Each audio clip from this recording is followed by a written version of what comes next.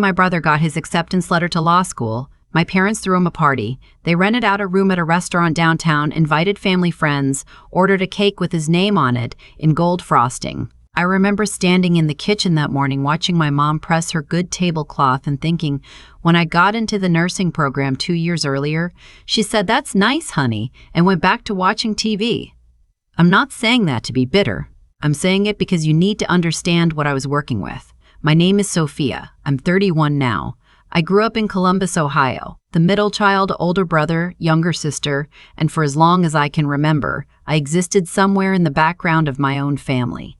My brother was the academic one. My sister was the baby. I was just there. The one who didn't need anything, according to my parents, because I always figured things out on my own. And I did. I figured out how to apply for financial aid without asking for help. I figured out how to drive myself to college orientation when my dad said he had a golf commitment he couldn't reschedule. I figured out how to furnish my first apartment on a nursing salary with a futon from Facebook Marketplace and plates from Goodwill. I was good at figuring things out alone. I had a lot of practice. I met Daniel in the ER. Not like that. He wasn't a patient. He was a paramedic who kept bringing in the same elderly man from a senior community near the hospital, a sweet man named Mr. Colligat. Harold, who had a habit of refusing to take his heart medication and then pretending he was fine until he wasn't. Daniel used to wait around longer than he needed to, just to make sure Mr. Harold got settled. I noticed that. You notice things about people when you work in an ER. You learn very quickly who someone actually is. We got coffee the first time because I wanted to ask him about a patient handoff protocol. We got coffee the second time because neither of us wanted to leave. By the third time, he brought me a caramel latte without asking, and I thought, okay, this is something. Daniel grew up in a completely different kind of family. His parents, Pat and Jim, had been married for 35 years and still held hands at the grocery store. His mom cooked big Sunday dinners and set a place at the table for whoever showed up. His dad coached Little League for 20 years, even after his own kids aged out. They were the kind of people who made you feel like you'd known them your whole life within the first 10 minutes. When Daniel brought me home to meet them for the first time, his mom hugged me at the door and said, "We've heard so much about you." I didn't know what to do with that. My own mother had met 3 of my previous boyfriends and never once asked their last names. We got engaged after 2.5 years. Daniel proposed at the park where we'd had our 3rd date. Nothing elaborate, just the 2 of us and a ring he'd had resized twice because he kept changing his mind about the setting, wanting it to be exactly right. I said yes before he finished the question, and then I called my parents. My mom asked what the ring looked like. My dad asked if Daniel had good career prospects. My sister, who was on the call because apparently my mom had her on the line too without telling me, said congrats, I guess, in the flat tone she uses when she's annoyed at something that isn't about her. My brother texted 2 hours later with a thumbs up emoji. I told myself it didn't matter. I was 30 years old. I didn't need their excitement. I had Daniel, and I had his family, and that was enough. Planning the wedding was the happiest I'd been in years. Pat, Daniel's mom, became my person through all of it. She came with me to dress appointments. She helped me figure out the caterer situation when our first choice canceled 4 months out. She had opinions about centerpieces that were actually useful and not just critical. My own mother came to one dress appointment, spent most of it on her phone, and said the second dress I tried on made me look wide. We decided on a September wedding, an outdoor venue about 40 minutes outside Columbus, a converted farmhouse with string lights and a big old oak tree in the back. It seated about 120 people. We kept the guest list manageable. Close friends, family, people who actually mattered. I gave my dad plenty of notice. 6 months out, I called him specifically to ask. I wanted him to walk me down the aisle. Despite everything, I wanted that. I don't fully understand it myself, but I did. Maybe because I'd been waiting my whole life for him to show up for something, and I thought, this is the biggest moment. Surely this time. He said yes. He sounded distracted on the phone, like he was half watching something in the background. But he said yes. I wrote it down in my wedding planner notebook with a little star next to it. I know that sounds ridiculous. I did it anyway. 8 weeks before the wedding, my sister announced she was pregnant. I want to be clear, I was happy for her. Genuinely. A baby is a baby, and I had no bad feelings toward the baby. What I did have bad feelings about was what came next. My mother called me the morning after the announcement and said they needed to talk about timing. The baby was due in February. The wedding was in September. There was no overlap, but my sister apparently was already experiencing morning sickness that she described as debilitating, and she had told my parents that the idea of attending an outdoor wedding made her feel anxious because of the heat and the walking and the emotional stress. I said, "It's September, Mom. It'll be 70 degrees. She said, "You know how sensitive your sister is." I waited for more. There wasn't more. I said, "What exactly are you asking me?" She said my dad felt it would be best if he didn't walk me down the aisle, because doing so might make my sister feel like she was missing out on a milestone in a vulnerable time. She said he could still attend. He'd sit with the family. It was just the walking part. I sat with the phone against my ear for a long moment. I said, "He's my father. The wedding is about me and Daniel." She said, "We're asking you to be considerate of your sister's condition." I said, "Her condition is that she's 12 weeks pregnant and uncomfortable, not that she's dying." And my mother who I have never once heard swear in my entire life, said in a very calm voice, "Don't make this harder than it needs to be, Sophia. Your father agrees this is the right call." I hung up. I went for a very long drive. I cried somewhere on I-270, which is maybe the least poetic place to cry. But it's what happened. And when I got home, Daniel was sitting on the couch waiting for me because I had called him from the parking lot of a CVS when I couldn't see straight enough to drive anymore, and he had been there the whole time without making me feel like I was too much. He didn't say, "I told you so." He didn't say anything for a while. He just sat next to me and let me be angry. Then he said, "You're not walking alone." I said, "I know. You're literally marrying me." He said, "No, I mean, my dad wants to ask you something, if that's okay." Jim called me the next morning. This big, quiet man who coached Little League for 2 decades and still remembers the names of kids he coached 15 years ago. He said, "Daniel told me what happened. I want you to know you don't have to do anything you don't want to do. But if you'd let me, it would mean the world to me to walk you down that aisle. You've been part of this family since the day Daniel brought you home. I'd be honored." I didn't say anything for a moment. He said, "Take your time." I said, "Yes, please, yes." I did tell my parents the plan had changed. I didn't explain why. I just told them Jim would be walking me down, that they were still welcome to attend, and that I'd reserved them seats with the family. I didn't tell them which row. My sister RSVP'd yes. Of course she did. My brother did too. My parents confirmed. I went back and forth on whether to tell them about the seating. In the end, I decided not to. I just handled it. Here's what the seating chart looked like. Daniel's family, my close friends, my chosen family, all up front. My parents and siblings, the guests who had treated this wedding like an obligation since the moment I announced it, were seated toward the back, not the very last row. I'm not cruel, but far enough. My sister complained to the venue coordinator that she needed to be closer to the aisle in case she needed to step out. The coordinator came and found me. I said, "Her seats are fine. She has full aisle access where she is." The coordinator nodded and walked away. The morning of the wedding, I was in the bridal suite with my best friend Annette and 2 of my nursing colleagues, and Pat came in with coffee and a card that said things I'm not going to repeat here because they were private, and they made me cry, and I had just gotten my mascara right. She held my hands and said, "You look like someone who has always deserved this." I thought about that while I stood in the back of that farmhouse venue, the September light coming through the trees, just the way I'd imagined it when I first visited the venue 14 months earlier. Jim stood next to me in a charcoal suit. He looked nervous in the way good people look nervous when something matters to them. He offered me his arm and said, "Ready?" I said, "So ready." The doors opened. I know people say time slows down in moments like that, and I always thought that was an exaggeration. It isn't. I saw Annette at the end of the row already crying. I saw Daniel at the altar looking at me like I was the only person in the room. I saw Pat in the front row with her hand over her mouth. And then, In my peripheral vision, I saw my father. He was seated toward the back. He watched Jim walk me down the aisle. I don't know exactly what was on his face.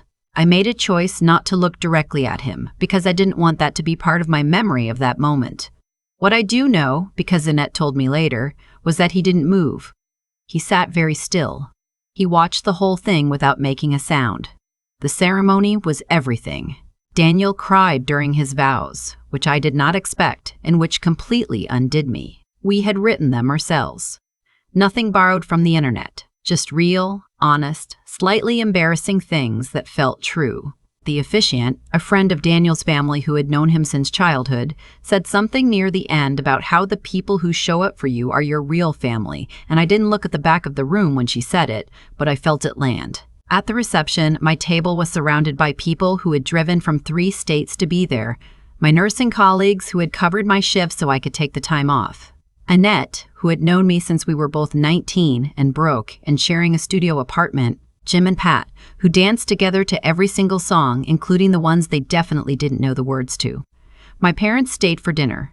My sister complained to my mom for most of it, from what I was told, about the heat. It was 71 degrees, about the chairs, about the food not having a vegetarian option clearly labeled. My brother got into a conversation with one of Daniel's friends about sports and seemed fine. My dad ate his meal quietly. Nobody made a scene. Nobody said anything horrible. They just existed in the background of my wedding the same way I had existed in the background of their lives for 30 years. I found a kind of peace in that symmetry. What happened after the wedding? That's where things get harder to tell. Daniel and I got back from our honeymoon in the Pacific Northwest.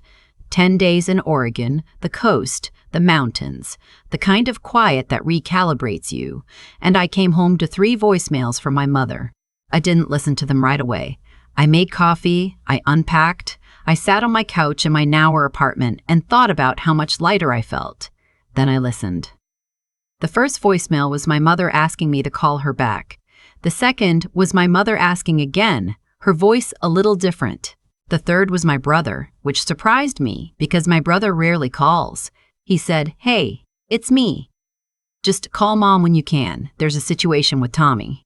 Tommy is my sister's husband. I called my mom. She answered on the first ring. What she said in the next 10 minutes took me a while to fully process. So I'll summarize Tommy. It turned out had been running what could most charitably be described as a business arrangement that was significantly less legitimate than anyone had known. My parents had lent him money, a significant amount, the kind that involves pulling from retirement savings and refinancing decisions because he had presented them with what looked like a solid investment opportunity in a logistics company he was supposedly launching.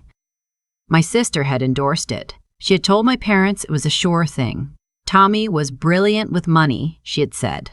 Tommy was not brilliant with money. Tommy had, in fact, taken money from several people in addition to my parents and then become very difficult to locate. My parents were not destitute, but they were badly shaken. The retirement savings hit was real. My mother's voice on the phone sounded like a voice I hadn't heard before. Not the steady, certain voice she used when she was telling me my dress made me look wide, or when she was calmly explaining that I should be more considerate of my sister's condition. She sounded small. She asked if I could help. I want to be honest about what I felt in that moment, because I think it matters, and I think pretending I didn't feel it would be dishonest. I felt sorry for her. Not in the way that makes you act against your own judgment, but in the real way. The way you feel sorry for anyone who is in pain, even when they have not been kind to you. She was my mother. That doesn't just turn off. But I also thought about sitting in my car in the CVS parking lot 8 weeks before my wedding. I thought about don't make this harder than it needs to be. I thought about the voicemail I got the day before my college graduation that said they couldn't make it because my brother had a conflict and they didn't want him to drive alone. I thought about a lot of things in the 30 or 40 seconds before I spoke. I said, "Mom, I'm really sorry this happened. I mean that." She said, "We need help, Sophia." I said, "I know. And I think you need to talk to a financial advisor and probably a lawyer. I can help you find some names if that would be useful." There was a pause. She said, "That's not what I meant." I said, "I know what you meant. And I love you. But Daniel and I are starting our life together, and we have our own financial commitments. and I'm not in a position to take on something like this. I'm sorry." She didn't respond for a long moment. Then she said, I said, "I know what you thought. I understand why you thought it. But I can't be the one who fixes this." We talked for a few more minutes. It was not comfortable. I gave her the name of a nonprofit credit counseling service and the number for the Ohio State Bar Association's lawyer referral line. I said I loved her. I meant it. And then I said goodbye. I sat in my kitchen for a while after that call. Here's the thing. Nobody tells you about deciding not to rescue someone who hasn't treated you well. It doesn't feel like victory. At least it didn't for me. It felt like grief. A little. Like finally accepting that the version of my parents I had always hoped existed, the ones who would show up, who would see me, who would put me first even once. That version was not coming. It had never been coming. And somewhere inside that grief, there was also something else. Something quiet and steady, like a door I had been standing in front of my whole life had finally, gently closed. Daniel found me in the kitchen about an hour later. He sat down across from me without saying anything and put a cup of tea in front of me. After a while, he said, "How are you?" I said, "I think I'm okay. I think I actually might be okay." He nodded like he understood. He probably did. Pat called me the following Sunday, the way she does most Sundays now. We talked about my work schedule and a home repair project they were doing and whether Daniel and I wanted to come for Thanksgiving. I said yes, before she finished asking. When I hung up, I sat for a moment with the phone in my hand, thinking about how strange and good it felt to be someone's first call, to be wanted without conditions. I still have the wedding planner notebook. In it, under the entry where I wrote my dad's name with a star next to it, I later wrote one more line. After Jim's name, after yes and please and yes, it says, "This is what it's supposed to feel like." I don't know if my parents and I will find our way to something better eventually. I genuinely don't know. I'm not holding the door shut forever, but I'm also done holding it open and waiting and trying to make myself smaller to fit into the space they had available for me. I took up space at my own wedding. I let someone who actually wanted to be there walk me down the aisle. I stood at an altar with a man whose family taught me what it looks like when people choose you on purpose. I'm not asking for a perfect family. I stopped asking for that a long time ago. I'm just asking to be seen. And if the people who were supposed to do that choose not to, then I'll find the people who will. I already have. That's enough. More than enough. That's everything. I've thought a lot about cause and effect since all of this happened. Not in a dramatic way, just quietly, the way you do when something finally settles inside you and you have the space to actually look at it. My parents made choices, small ones and large ones, over many years. They chose who to celebrate. They chose whose discomfort mattered more. They chose, 8 weeks before my wedding, to ask me to shrink myself one more time, to make the biggest day of my life a little more convenient for someone who had never once returned the favor. Those weren't accidents. They were patterns. And patterns eventually produce results. Jim walking me down that aisle wasn't something I planned. It happened because Daniel paid attention. Because Jim is the kind of man who raised a son who pays attention. That kind of decency doesn't appear from nowhere. It's built, slowly, through years of choosing to show up. Jim showed up for his family his entire life. And when the moment came, showing up for me was just the natural next thing to do. That's what integrity looks like from the inside. You don't calculate it. You just do the next right thing and the next until it becomes who you are. And Tommy, my sister's husband, the one my parents trusted so completely that they pulled from retirement savings to back his plan, Tommy was also the product of patterns. He had learned, probably, that charm was enough, that a good presentation covered a lot of ground, that the people who loved my sister would extend that love to him without asking too many questions. He wasn't wrong about that. He just eventually ran out of new people to convince. I'm not glad my parents lost money. I want to be clear about that. There's no version of me that takes satisfaction in watching two people I love face real financial fear. But I also think that the thing we protect most tells us something true about our values. My parents protected my sister's feelings over my wedding day. They protected Tommy's investment pitch over their retirement security. They protected a version of family harmony that required one person, always the same person, to absorb the cost quietly. Eventually, The cost stopped being quiet.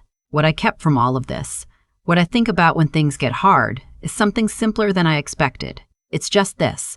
You teach people how to treat you, slowly, over time. Every time I absorbed something that should have been unacceptable, I was teaching my family that I would absorb the next thing too. The moment I stopped was the moment things changed. Not dramatically, not with a speech, just a quiet rerouting, like water finally finding a different path. Sophia figured it out the hard way, the way most of us do. But she figured it out, and walking down that aisle on Jim's arm with Daniel waiting at the end of it, she wasn't just getting married. She was finishing something. She was proving to herself that she didn't need the people who chose not to show up, because the people who chose to show up were already there. That's the part worth holding on to.